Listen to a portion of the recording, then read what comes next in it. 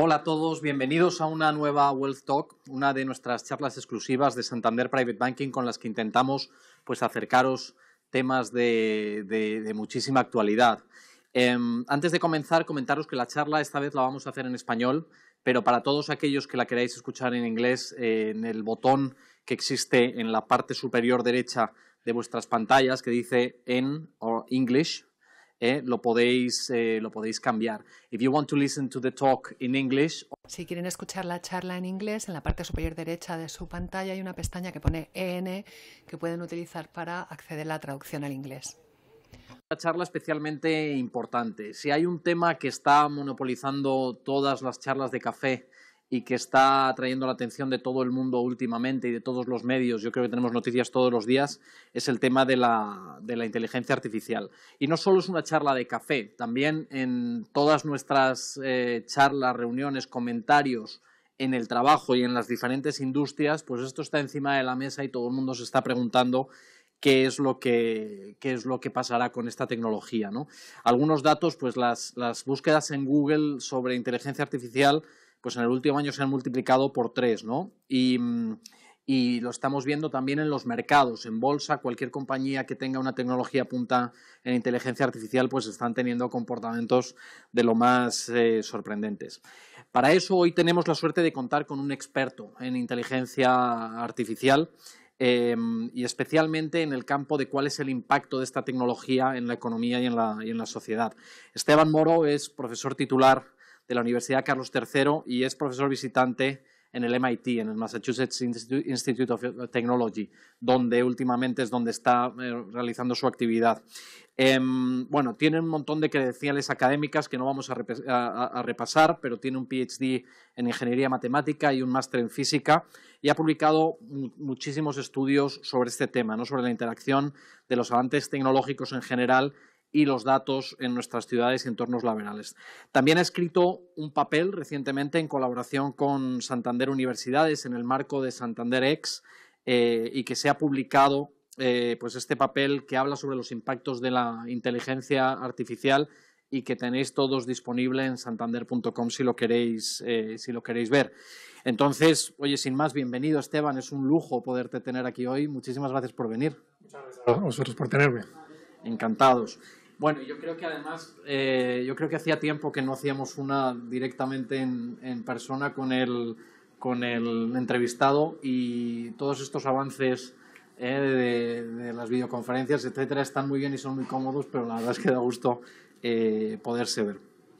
Esteban, entonces, si quieres, me gustaría empezar con una pregunta pues que para ti debe ser bastante básica, ¿no? Porque todo el mundo habla de ella pues constantemente, ¿no? Pero me gustaría entender, y seguramente que todo el mundo que está conectado también, qué es exactamente la inteligencia artificial generativa y qué parte pues cubre dentro de la inteligencia artificial, porque la verdad es que yo he tenido algunas conversaciones donde dices, no, nosotros utilizamos inteligencia artificial para no sé qué, y te dicen, sí, pero esa no es la generativa, ¿no? Entonces, ¿cuál es la diferencia entre la convencional y la generativa?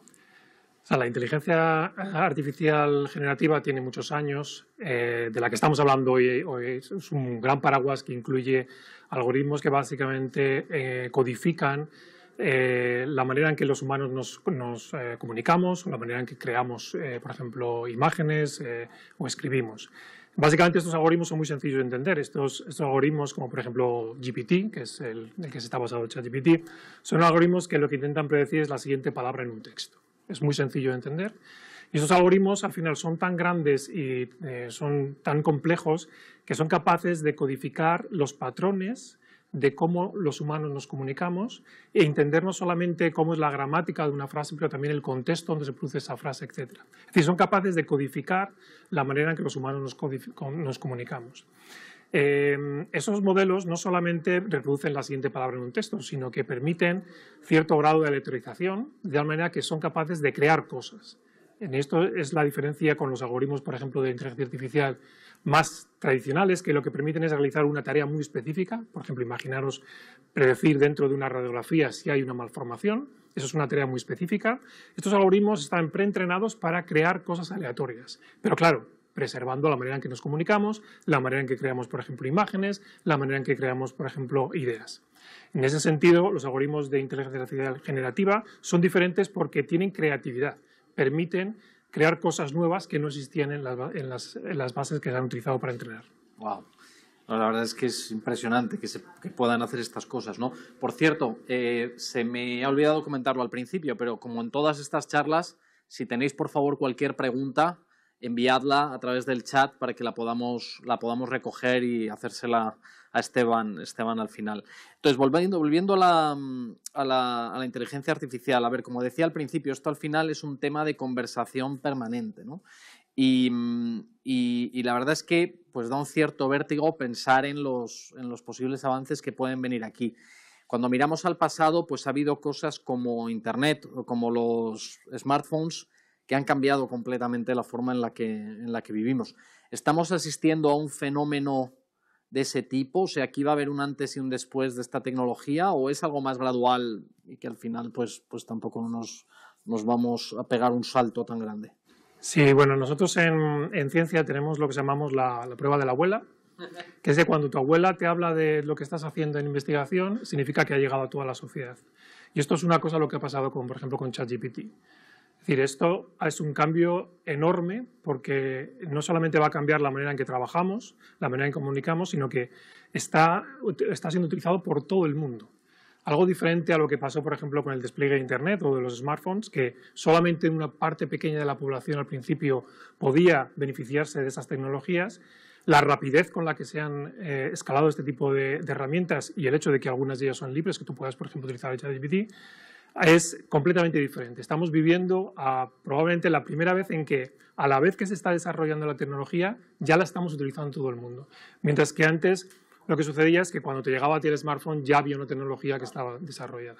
En ese sentido yo creo que es igual de disruptivo probablemente que Internet y los smartphones, pero él tiene una componente diferente que es la democratización y la rapidez con la que se está produciendo. Eso en todas partes. Sí, porque es verdad que cualquiera puede probarlo y cualquiera puede ponerse a cacharrear con ello, pero hay una diferencia, yo creo, entre probarlo y luego darle un uso, pues no sé, industrial o profesional, ¿no? ¿Tú crees que esta va a ser y en ese sentido, o sea, cuando quieres hacer un uso profesional de ello, es caro todavía? Si aquí pasa ChatGPT, que es gratis, no, yo ahora lo quiero usar en mis procesos de asesoramiento de inversiones y eso cuesta una fortuna. Entonces, ¿va a ser realmente democratizable en todos los ámbitos o va a ser una tecnología que al final, por el coste de hacer cosas específicas, también va a ser más selectivo donde se va a poder aplicar? Bueno, aquí estamos hablando de los últimos 6 meses, lo cual la verdad que a veces nos asoma el precipicio de decir, bueno, estamos haciendo predicciones sobre lo que ha pasado en los 6 meses. Estamos mirando la exponencial desde abajo y no sabemos. Pero sí nos puede ayudar, por ejemplo, lo que ha pasado con el desarrollo de la inteligencia artificial general, no la generativa, sino en el que hace, por ejemplo, 10 años era muy complicado entrenar un modelo de visión por computer vision. Y los costes han bajado 100 veces en 10 años. En los propios, por ejemplo, modelos como el ChatGPT, que se llaman Large Language Models, modelos de lenguaje grandes, el coste de entrenar estos modelos ha pasado de ser 3,5 millones de dólares para entrenar GPT el año pasado a ser en este año, los últimos datos que tenemos, de 400.000 dólares solamente. Es decir, estamos viviendo la ley de Moore en estos modelos. Las predicciones son que en el 2030 esto está comoditizado. Es decir, el coste de estos algoritmos va a ser bajísimo entrenarlo. Evidentemente habrá cosas nuevas y estas cosas serán más caras, pero estos modelos van a ser muy fáciles de entrenar y el coste de entrenarlos va a ser muy bajo. Hay otro componente en estos modelos que son enormes. O sea, pensar que estos modelos, como codifican cómo los humanos hablamos, y como los humanos hablamos de muchas maneras diferentes, pues son modelos que tienen que tener muchísimos parámetros. Estamos hablando de 5 billones, 10 billones, 20 billones de parámetros. Son modelos que son muy grandes y eso hace que la tecnología para poder utilizarlos sea especial. Para poder, por ejemplo, lo que ChatGPT, más o menos mensualmente son unos 7,5 millones de dólares mantenerlo, la tecnología. Pero eso está cambiando también. Esta mañana, por ejemplo, justo acabo de ver un report que han bajado el tamaño de estos modelos a aproximadamente unos 20 gigas. Van a caber dentro de poco en nuestros móviles, estos modelos, y se van simplificando. Entonces, lo que va a pasar, es mi predicción, basado un poco en lo que está pasando en la tecnología, es que estos modelos se van a comoditizar. Para 2030 será muy barato tener estos modelos, será muy barato entrenar estos modelos, será muy barato ponerlos en cualquier dispositivo y estarán desplegados probablemente en cualquier dispositivo. O sea, que tú abogas por o prevés una democratización total de esto, al final. Básicamente, como ha pasado, por ejemplo, con las herramientas otras herramientas de inteligencia artificial. Seguirá habiendo desarrollos cada vez más avanzados que serán costosos, pero estas tecnologías al final, en los últimos 6 meses, es que hemos bajado un orden de magnitud en el coste, en solo 6 meses. Entonces, la predicción es que, basándonos en esto, la predicción es que en el 2030, pues, básicamente va a ser como darle un clic en Amazon AWS. Wow. Oye, hay un tema que siempre sale, que es pues la gente diciendo, oye, estas máquinas me van a reemplazar en mi trabajo diario, nos van a quitar el trabajo a todos. ¿Realmente va a ser tan importante el impacto en el mercado laboral? Y luego supongo que habrá sectores que se verán más afectados que otros, ¿no? ¿Qué sectores son donde ves más sustitución de personas, digamos? Para entender este es el tema nuestro, es el tema que nosotros trabajamos, cuál es el impacto de la automatización y de la inteligencia artificial en nuestros mercados laborales. Para entender esa pregunta que haces, tenemos que entender lo que es la exposición a la inteligencia artificial dentro del mercado laboral. Y cuando hablamos de trabajos, tenemos que entender que un trabajo es realmente una colección de tareas. Básicamente, un trabajo, tal como están catalogados, por ejemplo, en Estados Unidos y también en Europa, todos los trabajos tienen del orden de 20 tareas. Y cuando hablamos de estas herramientas, lo que hacen estas herramientas es actuar o automatizar parte de estas tareas, no automatizan todo el trabajo. Por ejemplo, en el caso de un radiólogo, pues automatizan, por ejemplo, la parte en que el radiólogo tiene que observar la radiografía y tiene que identificar eso. Pero no automatizan el resto de las tareas que tiene un radiólogo. Entonces, el impacto de estas herramientas de inteligencia artificial hay que entenderlo en el contexto de que impactan en las tareas de un trabajo. Entonces, hay trabajos que tienen más impacto o más exposición a las herramientas de inteligencia artificial generativas y hay trabajos que tienen menos. Y luego, la segunda parte es que si hablamos de sectores o incluso de compañías, tenemos que entender cuánta gente tenemos cuyos trabajos estén más afectados. Es decir, habrá compañías que tienen, por ejemplo, pocos asesores financieros y habrá compañías, como el Santander, que tienen muchos asesores financieros. De hecho, los asesores financieros son uno de los más afectados porque su trabajo es uno de los que más tiene que ver con destrezas o tareas que tienen que ver con recopilar información, resumirla, hacer predicciones, etcétera, que son muy fácilmente reemplazables por estas herramientas.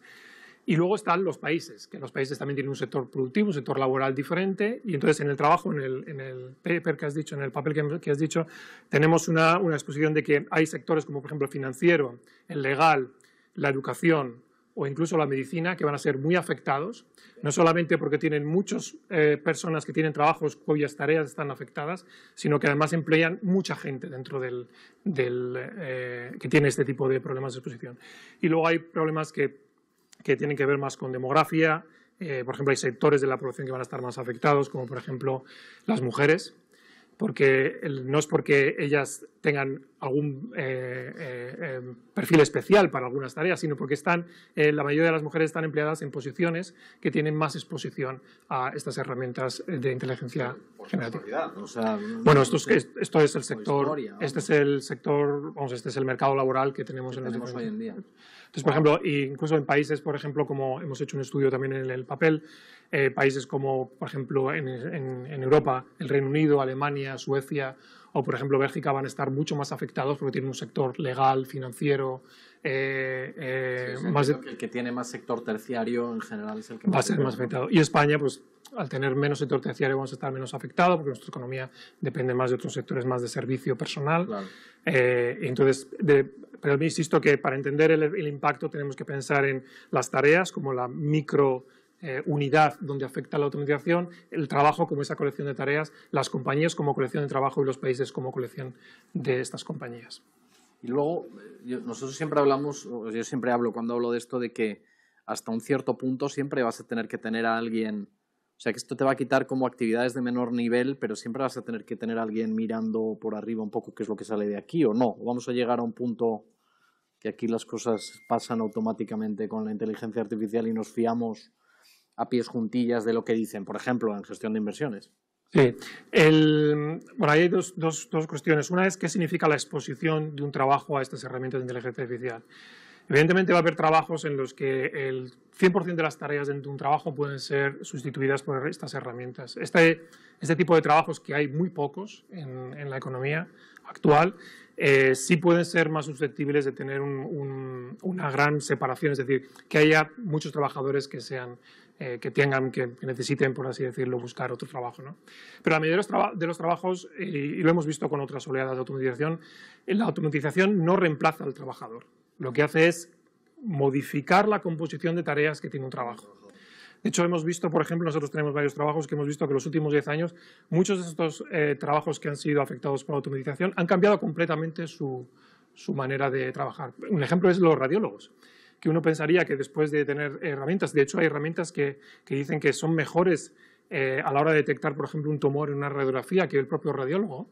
Eso podrías pensar que muchos radiólogos han sido despedidos. No, en Estados Unidos se contratan cada vez más radiólogos, porque se puede hacer cada vez mejor su trabajo. Porque el trabajo de un radiólogo no solamente es interpretar la radiografía, sino es mucho más. Y luego la segunda parte quizás es la que tiene que ver con que estos modelos alucinan, es decir, son modelos aleatorios en los que aprenden a hablar, como hablamos los humanos, o a escribir como escribimos los humanos, pero no siempre la respuesta que dan es fidedigna. Y ahí hay una parte muy importante, que es la que se está trabajando ahora, que es lo que se llama fine-tuning o ajuste fino de estos modelos, en donde lo que hacemos es adaptar este modelo, que es muy general. Básicamente estamos contratando a alguien que sabe de todo, y lo que queremos es entrenarlo para que solo sepa de lo nuestro.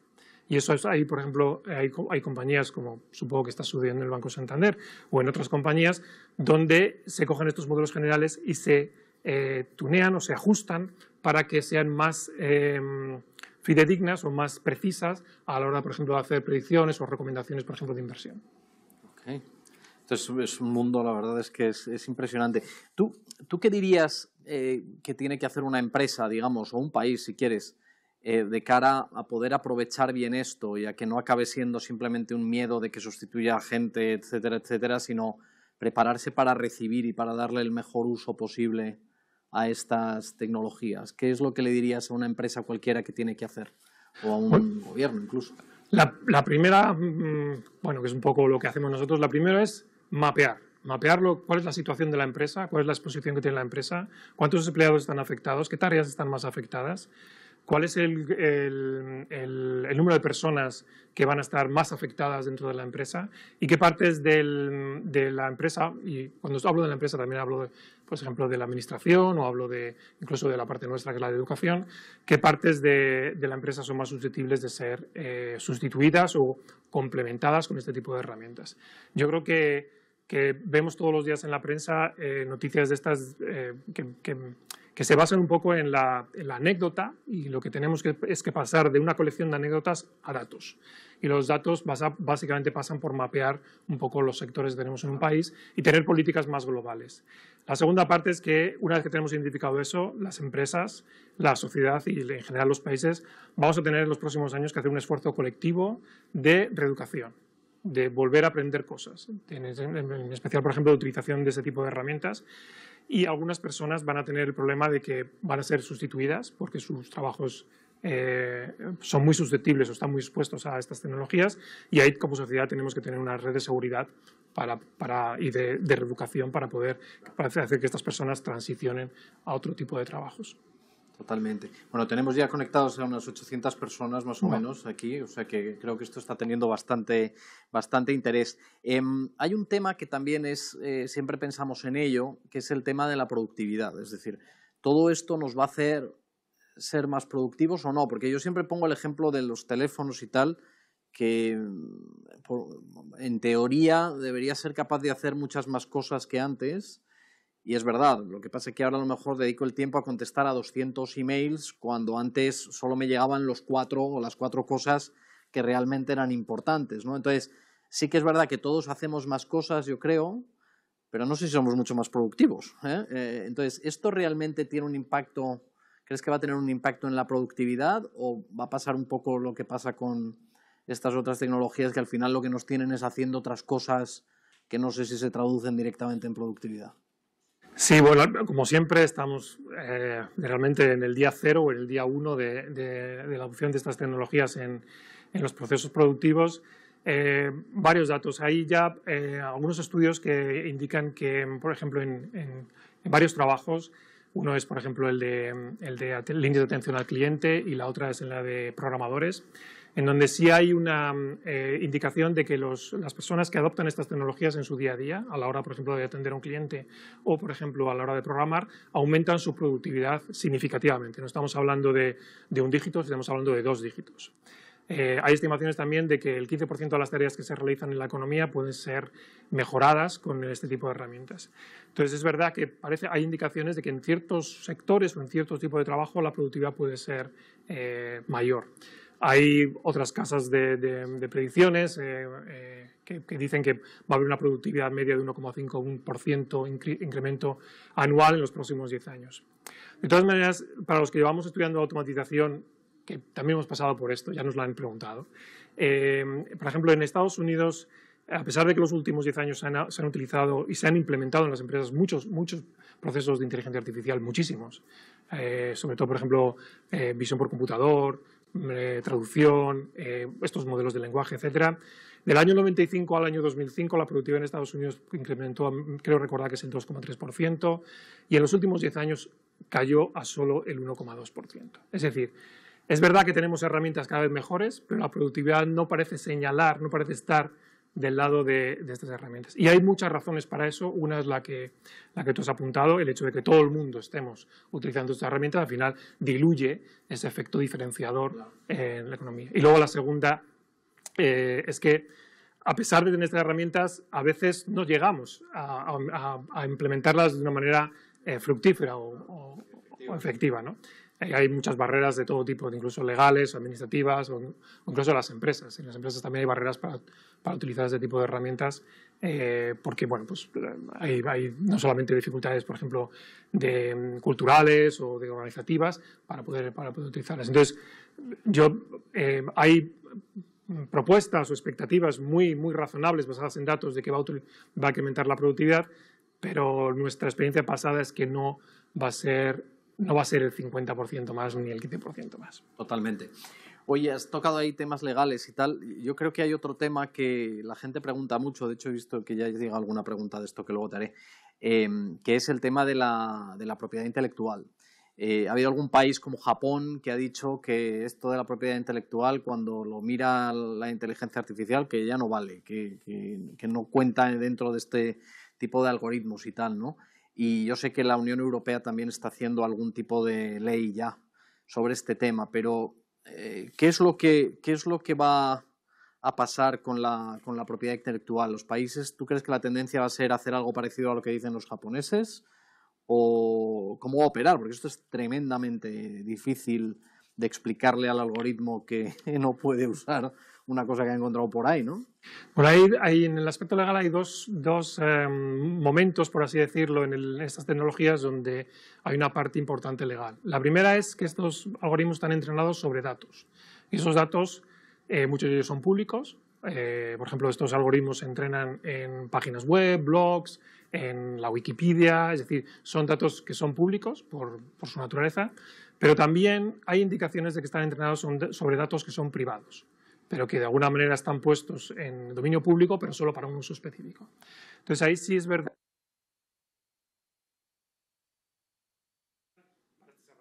Llaman de propósito general, sí dice que hay que tener transparencia respecto a qué fuentes se han utilizado para entrenar este tipo de datos. Entonces, es un aspecto legal importante porque mucha gente puede decir, bueno, yo no quiero que estos algoritmos se entrenen sobre mis textos y tengo todo el derecho legal, ¿no? La segunda pregunta es, y ahí hay una diferencia sustancial entre, por ejemplo, Estados Unidos y Europa, es que lo que se genera por este tipo de herramientas se parece a la obra original, pero no es la obra original. Claro. Entonces, por ejemplo, en Estados Unidos hay una cosa que se llama el derecho a cita. O sea, tú tienes derecho a citar a un trabajo y no tienes por qué pagarle a la persona que ha hecho el trabajo original, siempre y cuando sea razonable la cita. Claro. Entonces, claro, si voy a generar con estas herramientas algo que se parece a los libros de, por ejemplo, Pérez Reverte, pero no está escrito por él, ¿hasta qué punto estoy utilizando su texto original o solamente su estilo? Y en cuestiones de copyright no hay mucha legislación sobre copiar el estilo. Sí hay mucho sobre copiar texto. O sea, yo si, por ejemplo, Víctor Matarranz publica un texto y yo lo utilizo para fines comerciales, tengo que pagarte dinero porque es copyright, porque estoy utilizando el texto. Pero si yo escribo algo en tu estilo, no existen leyes para eso. Entonces, en los próximos años yo creo que vamos a avanzar en este tipo en estas dos partes. En la parte de qué datos se utilizan para entrenar estos modelos y cómo se puede pagar o se puede preservar los derechos de copyright de la persona que originalmente ha hecho o que ha producido el contenido para entrenar estos modelos, y hasta qué punto podemos decir que la obra final que generan estas herramientas es diferente del dato inicial. Porque eso, incluso olvidándonos de esto en el mundo común, normal de ahora, si tú haces algo al estilo de alguien, normalmente no hay una protección. ¿No? Pasa que, claro, esto como es más descontrolado, pues supongo pero la cuestión es que, como siempre, esto es la escala. Claro. La escala. Tenemos es que cuando alguien hace una obra, más o menos copiando el estilo de otra persona, bueno, pues hasta cierto punto el autor original podría decir, bueno, no me importa, porque bueno, podemos llegar a un acuerdo o lo que sea, pero aquí estamos hablando de que se pueden generar cientos de libros al año en el estilo de un autor y que se pueden vender y por ejemplo, el otro día en Estados Unidos salió en Spotify, de hecho, salió una canción de Kanye, del rapero, y no lo había hecho él, pero es que sonaba exactamente como él. Claro. Entonces, ¿hasta qué punto se puede hacer esto? No, eso es un mundo muy complicado. Oye, hay un tema que yo lo encuentro bastante divertido, la verdad, tú probablemente como profesor no tanto, pero es qué pasa con las aulas y con los alumnos y la investigación aquí, ¿no? Porque, claro, yo pienso, nosotros pues nos subíamos a la estantería y agarrábamos la enciclopedia británica, pero esto ahora de voy a escribir un texto sobre tal y que te lo escriba la máquina, ¿cómo va a funcionar esto dentro de las aulas? Es muy difícil ahora controlar que no te lo estén utilizando para un trabajo, ¿no? O algo por el estilo. ¿Cómo va a funcionar eso? De hecho, el sector educativo es uno con el financiero, con el legal y de los más tocados. Es un sector que básicamente lo que hacemos es enseñar o facilitar el aprendizaje de diferentes contenidos y, claro, estas herramientas te permiten hacer este tipo de cosas. Y en la segunda parte, que es lo que dices tú, que es estas herramientas, muchos de los procesos de evaluación de este proceso de aprendizaje en las universidades se basan en evaluar la creatividad. Estamos evaluando la creatividad. Entonces, herramientas básicamente ponen a cero la creatividad de todo el mundo. Totalmente. Yo soy optimista, porque de hecho he dado este año mis primeros cursos con ChatGPT y desde el principio les dije que podían utilizarlo. ¿Ah, sí? Sí. Wow. Y yo doy varias clases, una de ellas tiene que ver con utilizar herramientas de programación para Big Data. Claro. Y una de las cosas que ha pasado es que, y de hecho también lo decimos en el papel, hay indicios de que este tipo de herramientas son más beneficiosas para las personas que acaban de entrar o que acaban de llegar a un trabajo. Porque años de experiencia que tú has acumulado en base a leer informes, en base a ponerte delante del ordenador a programar, en base a hablar con tus compañeros, estas personas las tienen ya en ChatGPT. Claro. Y, por ejemplo, en el caso de mis alumnos, lo que ha sucedido es que la mayoría de los problemas que tenían eran problemas de programación para poder llegar a la respuesta final, y esto ya no es un problema. Ya no es un problema, ya no tiene ningún problema. Entonces, es verdad lo que dices tú, que las universidades, de hecho, ha habido muchísimas conversaciones, y como en todas las industrias habrá pasado, hemos pasado de ay, qué guay, ay, Dios mío, lo que se nos viene encima. Claro. Hay que cambiar un poco la manera en que tenemos de evaluar el aprendizaje, porque ya no vale esto del darme un trabajo de 5 páginas sobre los romanos en Cartago. No es así. Tenemos que cambiar la manera que realizamos el aprendizaje. La mayoría de las maneras que evaluamos aprendizaje son muy mecánicas, entonces estas herramientas son muy buenas para esas. De hecho, el ChatGPT, por ejemplo, ya pasa el SAT, que es como la selectividad en Estados Unidos. Entonces, tenemos que cambiar la manera que de evaluar. Entonces, ¿cómo se hace eso? Pues no incidiendo sobre la parte mecánica del aprendizaje, sino incidiendo sobre la parte más creativa del aprendizaje, mucho más creativa del aprendizaje. Entonces, por ejemplo, involucrando al alumno en la parte personal del alumno, en cómo resolver un problema, en buscando, desarrollando proyectos a lo largo del tiempo en el curso, no cosas muy específicas o cosas aisladas o preguntas aisladas. Es decir, tenemos varias maneras en las que podemos hacer. Y luego, para mí, lo mejor es, primero lo que te contaba, que va a ayudar mucho a las personas que tienen estas dificultades para poder, por ejemplo, programar o incluso entender un texto. O incluso, por ejemplo, me pasaba el otro día con un alumno mío en que no entendía bien un texto en inglés. Ponlo en ChatGPT, dile que te lo traduzca al español y ya está. Pero también va a beneficiar, sobre todo, por ejemplo, en la educación online. Vamos a llegar a mucha más gente, a gente que ahora mismo no puede tener una educación personalizada porque no tiene un profesor, pero con esto va a poder tener un profesor personalizado. Tú imagínate un ChatGPT que está entrenado con todos los cursos del MIT. Sí, le puedes hacer las preguntas. Y tú te conectas por la mañana y dices, oye, no he entendido esta parte del contexto y tal, y entonces te lo va a poder resolver. Wow. Vamos a poder llegar a muchas más personas y tener, por tanto, una educación más personalizada. Sí, pero esto yo no lo había pensado. Yo siempre estaba pensando cómo con la lógica anterior evitabas que lo usaran para copiar y tal, pero tú lo que dices es, no, claro, ahora tienes que pasar, pues es como al principio te evaluaban por quién hacía la mejor letra, luego quién usaba mejor la enciclopedia británica, luego quién usaba mejor internet para buscar las cosas, y ahora será pues quién usa estas herramientas para dar una mejor solución a los problemas. Bueno, yo como ya tengo una edad, pues ya he pasado por cuando llegó internet, que nos iban a cambiar, porque ya, claro podías poner en Google, oye, ¿cuántas? Lo mismo. Y tuvimos que cambiar la manera de hacer las cosas. Antes había enciclopedias, como dices tú, luego la enciclopedia, por ejemplo, en carta, que ya te permitía buscar, luego Google. Luego hemos tenido, por ejemplo, pues, páginas web donde también la gente podía preguntar. Es decir, hemos ido cambiando. Yo soy optimista. Yo creo que la educación tenemos una oportunidad para poder hacer cada vez más personalizada y dar más oportunidades en estas herramientas. Muy bien, y yo ya, mi última pregunta, tenemos un montón de preguntas aquí de los participantes en la charla, pero me gustaría destacar una frase que decías en este artículo que comentábamos, que has hecho con SantanderX, que decías, la inteligencia artificial puede a veces ser mejor que los humanos, pero nada es comparable a un humano utilizando la inteligencia artificial de forma productiva. ¿Esto qué significa? ¿Que todo el mundo va a tener que saber cómo se utiliza esto al final? O sea, va a ser un poco como saber utilizar el cuchillo y el tenedor o el ordenador hoy en día, no sé. O sea, ¿qué cosas, qué oportunidades nos va a traer todo esto que la gente va a poder hacer cosas pues que hoy en día no puede, ¿no? Exacto, como por ejemplo todo el mundo hoy pues más o menos sabe buscar en Google. Claro. Saber buscar en Google también hay que saber, ¿no? Sí, claro, hay que saber, y todo el mundo utilizamos Google en nuestro día a día, en nuestro trabajo, en nuestra parte personal, etc. Pues yo creo que estas herramientas van a ser eso. Vamos a tener un ayudante o 500 en nuestro día a día que nos van a permitir hacer las tareas de una mejor manera, más rápida y con mayor impacto. Una de las cosas que quizás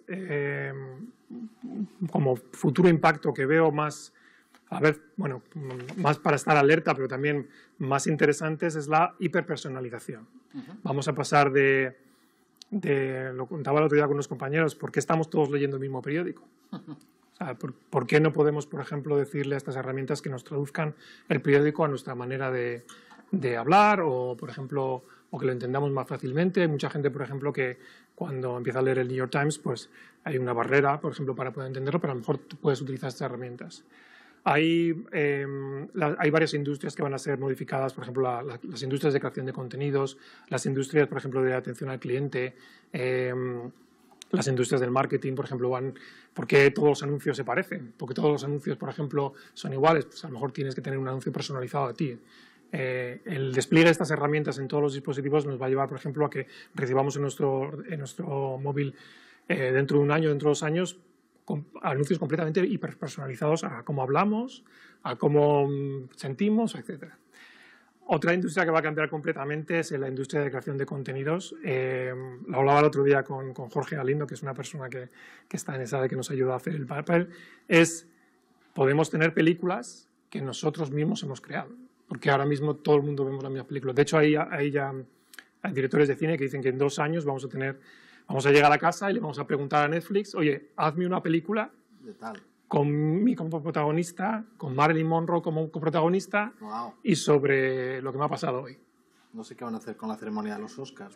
Bueno, pues lo que pasará es que vamos a crear una industria probablemente igual de potente que la industria de los videojuegos, que va a estar detrás de esa creación de contenidos, porque claro, al final lo que va a pasar es que la diferencia entre que el contenido sea mejor o peor va a estar en la parte creativa de que está detrás de crear esto. Y otros sectores pues van a cambiar muchísimo. Yo soy optimista respecto al uso de estas tecnologías.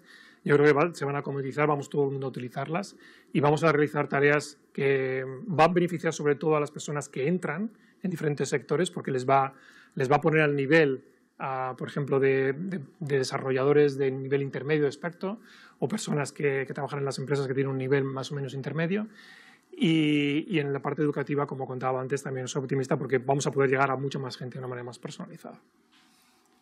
¡Wow! Impresionante. Oye, si te parece, vamos aquí a las preguntas. Tengo un montón de preguntas. Yo creo que esto, la verdad es que, pues como decía, está en todas las conversaciones de café, pues como para animarles, ¿no?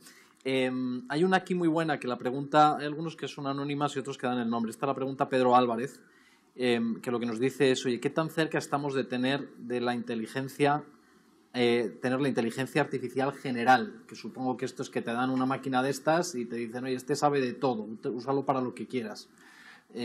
Sí, la inteligencia artificial general es la diferencia con este tipo de herramientas que tenemos hoy en día, es que ellas son conscientes de ellas mismas. Oh, wow. O sea, que básicamente que ellas saben que existen y que piensan y que saben, porque estas herramientas mucha gente las llama loros estocásticos, es decir, son gente que repite, o sea, son herramientas que repiten cómo los humanos hablamos, pero no entienden lo que está pasando. Lo que pasa es que lo tienen, como son tan grandes, han sido capaces de codificar cómo los humanos hablamos, pero no saben cómo hablamos. Yo creo que estamos lejos, o sea, estamos lejos de tener una inteligencia artificial general, herramientas que se puedan ser conscientes de lo que están haciendo y reentrenarse. El hecho de que el día que tengamos una inteligencia de este tipo va a ser súper inteligente, mucho más inteligente que nosotros, porque se va a volver a reentrenar. Yo creo que estamos todavía lejos. Esto es un avance en esta dirección, pero no olvidemos que estas herramientas son básicamente maneras complejas de codificar conocimiento humano en modelos que son hasta cierto punto sencillos de utilizar, pero no entienden lo que está pasando. Entonces yo creo que estamos todavía lejos de tener estas herramientas de inteligencia artificial generales. Esto no lo había oído, por cierto. He aprendido muchas cosas, pero esta es una más. Otra que me hacen aquí es cuál es la probabilidad de que esta tecnología que tenemos ya hoy nos pueda suplantar, digamos, en el uso de nuestras aplicaciones, nuestros teléfonos, etcétera.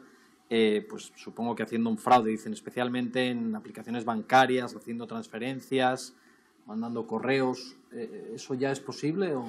Es posible, de hecho está pasando, lo hablamos antes de comenzar. Hay muchas personas que con ChatGPT, por ejemplo, suplantan a líneas de atención al cliente, etcétera, porque bueno, el uso de estas herramientas, el problema fundamental es la escala, como siempre, es decir, que esto se puede desplegar con mucha escala. Mi predicción es que estas herramientas también van a poder estar del otro lado. Es decir, podemos utilizar herramientas como estos modelos de lenguaje para poder hablar con esas personas que nos están intentando pues, decirnos que nos mandemos un dinero, etcétera, para detectar si son realmente una persona o no. También. O sea, se Entonces, pueden utilizar como contramedidas. Claro, ahora mismo estamos yo siempre digo, lo que estamos viviendo en estos 6 meses es un fuerte desequilibrio entre el desarrollo de la tecnología y la parte la parte legal, la parte legislativa y la parte incluso de aplicación. Entonces, en estos momentos hay que tanto de desequilibrio entre estas dos partes, sí podemos ver, o sí lo estamos viendo, fuertes problemas bastante graves de este tipo de suplantación de identidades, de fraude, etc. Pero yo creo que cuando la tecnología se comoditice, o sea, cuando veamos ya un estado más estable, veremos, pasará, por ejemplo, un poco como el spam. No sé si yo también tengo una edad, yo recuerdo momentos en los cuales el email era, no se podía utilizar el email, era imposible, porque uno de cada 2 emails que recibías era algo que no tenía ningún sentido. Y el spam ya no es un problema. Lo has eliminado. Lo hemos eliminado otra vez con tecnología, lo hemos eliminado. A mí todavía se me cuela alguno, pero... Y a mí también, pero no es un problema, ya no es un problema. No es que no podías ni usar el buzón. Entonces, desde el punto de vista tecnológico, yo creo que vamos a tener también herramientas que van, incluso utilizando la misma tecnología, que se van a poner del otro lado para preguntar preguntas para detectar si alguien es una persona o no. Y luego en la parte desde el punto de vista legal, pues vamos a tener, ya hay la propuesta, por ejemplo, de la Unión Europea y también en Estados Unidos, más legislación en el uso de estas tecnologías para cierto tipo de propósitos. Entonces ahí es donde se puede también incidir.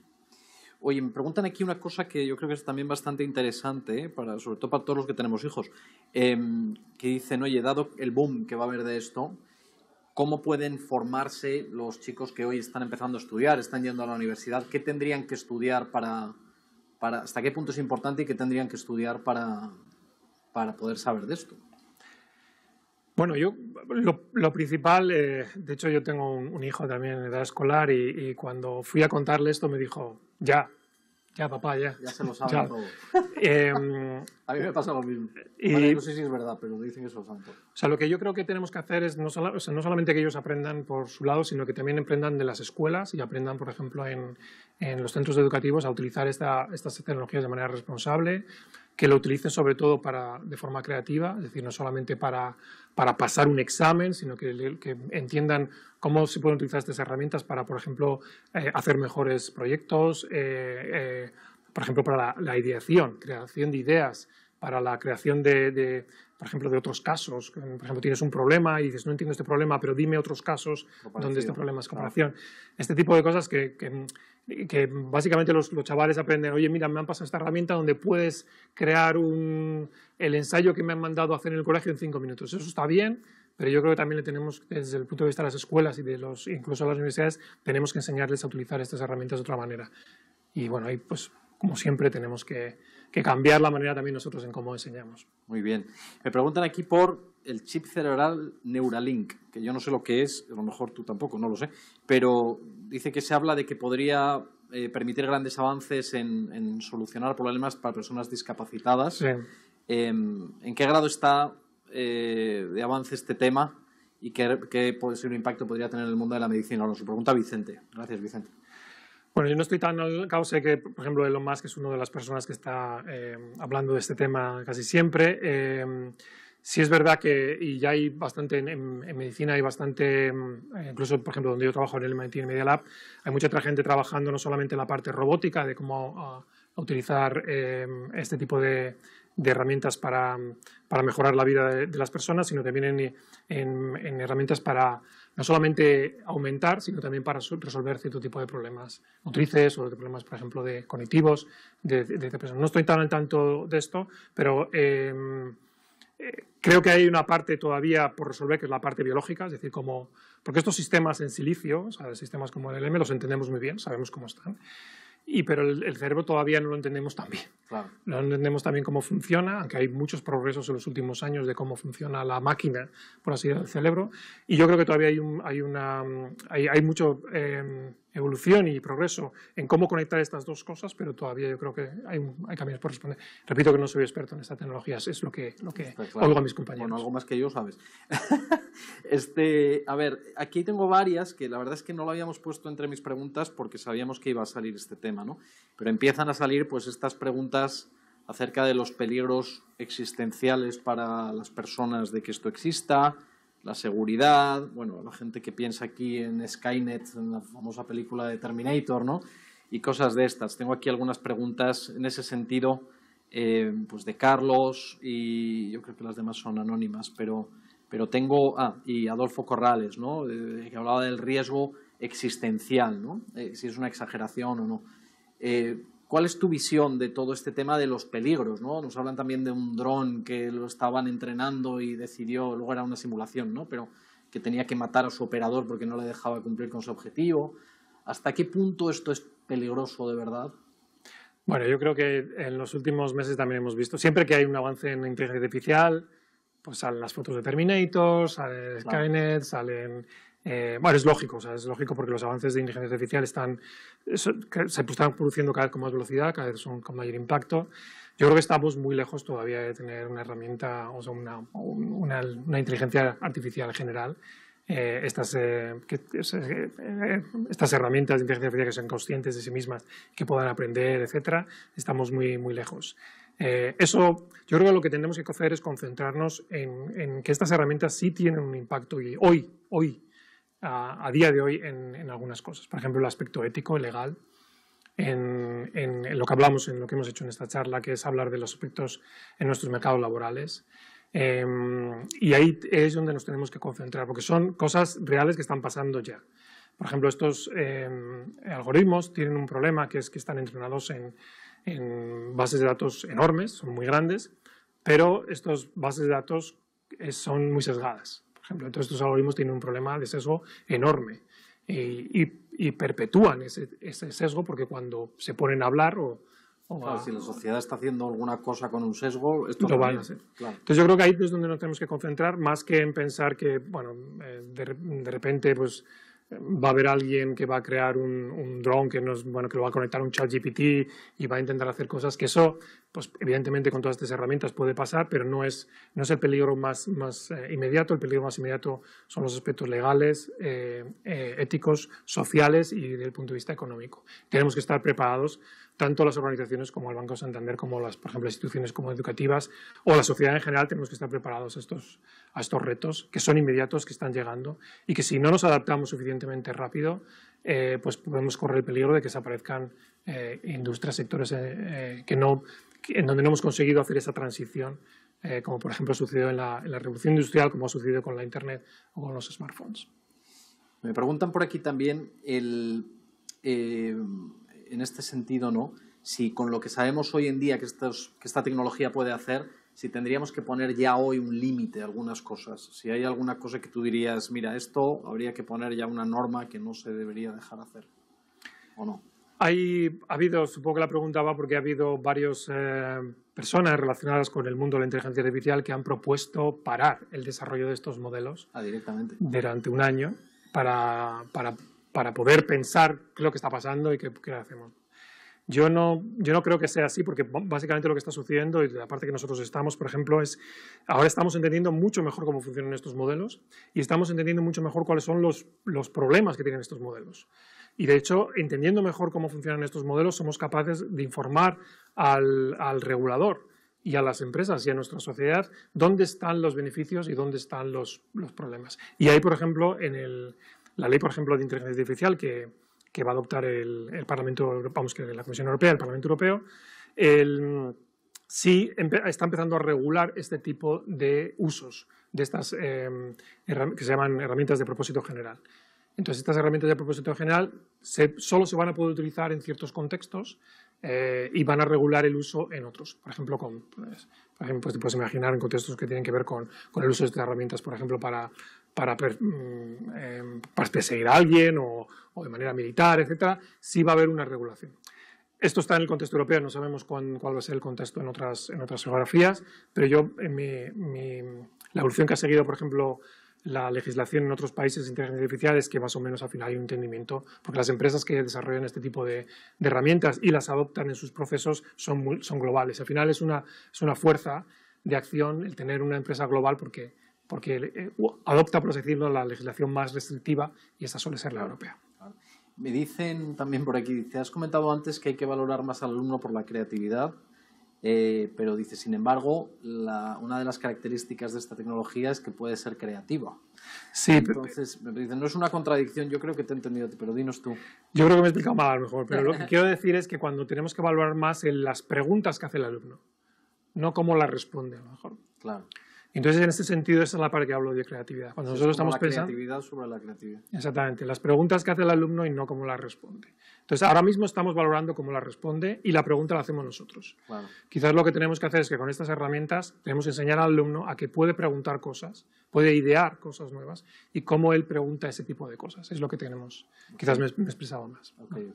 Oye, me dicen, ¿ves el mundo más desigual en el futuro? ¿El problema de la desigualdad se soluciona con esto o se incrementa? Las anteriores oleadas de automatización, el problema principal que hubo es que estamos hablando de robots, estamos hablando de herramientas de automatización, por ejemplo, los servicios de atención al cliente, etcétera, es que empleaban a personas que estaban, lo que se llaman blue collar en Estados Unidos, personas que tienen trabajos que tienen menos cualificación. Y normalmente estaban asociadas a personas que tenían un nivel de ingresos más bajo. Y es verdad que hubo una reacción bastante fuerte no solo de la academia, sino también del legislador en intentar mitigar ese efecto, porque estas herramientas de automatización podrían de repente dejar sin trabajo a personas que realmente no tienen otras maneras de ganarse. Claro, incrementa todavía la desigualdad. Esta ley de automatización va al otro lado. Está precisamente en la parte más creativa, está en la parte de los trabajos que tienen que ver con personas de más alta cualificación. No digo que vaya a crear menos desigualdad, pero sí vemos que es una automatización, una aliada o unas herramientas que actúan en un diferente sector de la población y pueden crear más desigualdad porque la clase media básicamente es la mayoría de los mercados laborales y del sector productivo en muchos países, pero no creo que haya una especial correlación con la desigualdad en esta segunda oleada de automatización. Y por otra parte, lo que hemos visto lo que se ha visto en estos 6 meses que estamos empezando es que ayuda mucho más a las personas que entran en el mercado laboral que a las personas que estaban ya. Entonces también tenemos que en ese sentido pues pueden ayudar más a las personas que, por ejemplo, que están en un país que no tiene acceso a esas tecnologías, están empezando y pueden ayudar. Muy interesante. Hay otra pregunta aquí que además, por ejemplo, se habla mucho hablando de la banca, ¿no? Que es cómo se consigue que las personas mayores pues también estén incluidas un poco en esta tecnología, ¿no? Que, por ejemplo, pues con la banca se dice que como nos estamos llevando todo a lo digital, ¿no? Pues que la gente más mayor que le gusta ir a las oficinas, pues que se siente desatendida, ¿no? ¿Cómo se consigue, en particular dice, cómo se entrena en esta herramienta a las personas mayores? ¿Cómo se hace que también lo puedan usar y lo puedan adoptar? Como contaba al principio, estas herramientas es como una especie de entrenamiento general y luego lo que tú puedes hacer es hacer un tuneado fino de estas herramientas a diferentes contextos, que es lo que nosotros mismos, por ejemplo, lo estamos utilizando en nuestras aplicaciones. Básicamente lo que haces al final es entrenar la parte última, la parte final, una parte pequeñita, para que se adapte a un propósito específico. Y ahí es donde, por ejemplo, podemos adaptar estas herramientas a personas específicas. Pero es que vamos a poder llegar más, podemos llegar a instalarlo en nuestros teléfonos móviles y que esas herramientas aprendan de lo que hacemos diariamente y se pueden adaptar a lo que hacemos. En ese sentido, yo veo que estas herramientas sí pueden ayudar a este tipo de personas, la vida más fácil, ¿no? Porque les van a hacer la vida más fácil y además porque van a hablar su lenguaje, van a responderles a sus preguntas. De hecho, no sé si cuando, por ejemplo, os ponéis en ChatGPT, cuando hacéis una sesión, ChatGPT está aprendiendo de lo que estáis diciéndole. De hecho, la mejor manera... Exactamente. Sí, ¿eh? Entonces, imaginaros que tenéis un ChatGPT instalado desde hace un año. Es que va a hablar como tú, va a preguntarte lo que quieres, va a saber incluso reaccionar antes a lo que vas a querer. En ese sentido, yo creo que la personalización, la hiperpersonalización de estas herramientas a una persona única va a poder resolver en parte, no digo todo, este problema de que las personas mayores necesitan pues, otro tipo de interacción o de interfaz para poder utilizar este tipo de herramientas, este tipo de servicios que, por ejemplo, la banca ofrece. Claro, yo por eso cuando hablo con ChatGPT al rato ya no lo entiendo porque empieza a hablar como yo. No. A ver, un par de preguntas más que tengo por aquí. Me dicen, en particular en los servicios financieros, ¿cuáles crees que son las aplicaciones más inmediatas? Antes has dicho la gestión de inversiones, ¿no? Pero ¿cuáles crees que son? Es una pregunta que viene de Reino Unido. Las aplicaciones más inmediatas para la industria financiera. Sí, en el papel tenemos muchas más de las que voy a decir, pero básicamente es la atención personalizada al cliente, es lo que ya hemos hablado, la gestión de fondos, los informes de mercado, todos los procesos que tienen que ver con esta recolección de datos y la adaptación y el generar insight de esos datos para diferentes grupos de clientes y para diferentes potencial público, potencial clientes, ese tipo de procesos van a ser más fácilmente automatizables con este tipo de herramientas. Y va a ser súper difícil diferenciar unos fondos de otros fondos, etc. No, ahí es donde yo creo que el valor diferencial de una organización como el Santander va a estar. Claro, porque lo mismo que lo de los alumnos. Exactamente, primero porque estas herramientas hay que entrenarlas. Es decir, yo puedo pasarle todas las actividades que hace el Santander, todos los informes que genera, todos los papers, incluido el que acabamos de hacer con vosotros, pero al final el tuneado fino de esa herramienta para que se adapte a los procesos, a los servicios que, por ejemplo, el Santander ofrece o cualquier otra organización ofrece, eso va a necesitar de la experiencia humana, van a ser humanos. De hecho, ChatGPT, no sé si lo sabéis, el GPT ChatGPT son dos partes. Una es el GPT, que está entrenado con textos, y luego ChatGPT está entrenado con textos y con humanos, donde los humanos se ponían a chatear con esta herramienta y valoraban cómo de buena era la herramienta como eso. Ese es el proceso, por ejemplo, que otras organizaciones, no quiero decir otra marca, pero hay, por ejemplo, ya organizaciones donde han cogido toda la experiencia que tiene acumulada, imaginaos, toda la experiencia que tiene acumulada Santander durante los últimos 20 años, entrenar un modelo como GPT y utilizar a sus empleados para hacer el fine-tuning para las diferentes partes del servicio. Ahí lo que pasa, que nosotros que estamos trabajando en algunas cosas de estas, obviamente, ahora mismo muchas de las tecnologías que hay, como decías tú, pues todavía no te caben en el teléfono, aunque van a caber pronto, y tienes que estar enviando tus datos y tus cosas para que aprenda a otro sitio, ¿no? Y eso todavía da un poco de miedo, yo creo. Voy a soltar todos mis informes por ahí a no sé dónde, no sé muy bien qué va a hacer la máquina con ellos y luego me responde. Hay un tema importante de protección de la información, digamos, que es interna, ¿no? Sí, de hecho, bueno, en otras organizaciones con las que trabajo pues ya nos han dicho que no utilicemos ChatGPT para generar ningún contenido que vaya a ser, por ejemplo, utilizado por un cliente o que incluya nombres o incluya, evidentemente, porque esto va a... De hecho, ChatGPT se está entrenando con las cosas que nosotros le mandamos. Claro. Entonces, ya ha habido, por ejemplo, casos de inyección de código en el cual gente es capaz de recuperar el ChatGPT de otra persona. Wow. O sea, que hay que tener cuidado con ese tipo de cosas. Cuidado, sí, pero yo creo que esto es un problema de, como hablaba antes, de que para final de año probablemente en la nube vamos a tener ya estos modelos o si no es el final de año será el año que viene y podemos tener una nube privada donde podemos entrenar estos tipos de modelos. Oye, y una última aquí, que no sé muy bien cómo hacer la pregunta para que quede claro que no estamos dando ningún consejo de inversión, que nadie se lo tome así. Yo menos. Pero me preguntan si tú invertirías en empresas de inteligencia artificial en sí mismas, no digamos un banco que usa inteligencia artificial, pero empresas que tienen el foco en esto. Bueno, estudios hay que creo que los mencionas tú antes. Ahora mismo cualquier empresa que ponga AI en su nombre, como pasaba el año pasado con blockchain o como pasaba hace unos años con el metaverso o con va mejor en bolsa que las otras, ¿no? Yo sí invertiría en las core, es decir, las empresas que están generando realmente como si OpenAI fuera una empresa pública, en las empresas que están realmente desarrollando la tecnología. También hay una parte todavía que vemos, están saliendo muchas empresas que hacen servicios sobre esa tecnología. Y algunas de esas ideas son bastante, por ejemplo, hay algunas como GitHub, por ejemplo, que es de Microsoft, que está utilizando herramientas para que los desarrolladores puedan utilizar mejor esta tecnología, etcétera, donde ahí vemos que hay también una parte de que dan un servicio diferencial. Pero yo invertiría sobre todo en las core, si fueran públicas. Wow. Pero no quiero dar ningún consejo de inversión. Está clarísimo, ¿no? Bueno, oye, Esteban, muchísimas gracias. La verdad es que ha sido fabuloso. Yo espero que el año que viene, si queremos repetir esta charla, que seguro que ha habido muchos avances, no pongan aquí a dos muñecos que tengan el chat ellos solos ni nada de eso, que todavía tengamos un espacio tú y yo aquí lo tendremos. Como humanos, pero de verdad, muchísimas gracias. Ha sido fascinante escucharte. Yo creo que a la gente le habrá encantado también. Muchas gracias por estar aquí. Muchísimas gracias a vosotros por tenerme hoy. Muchísimas gracias.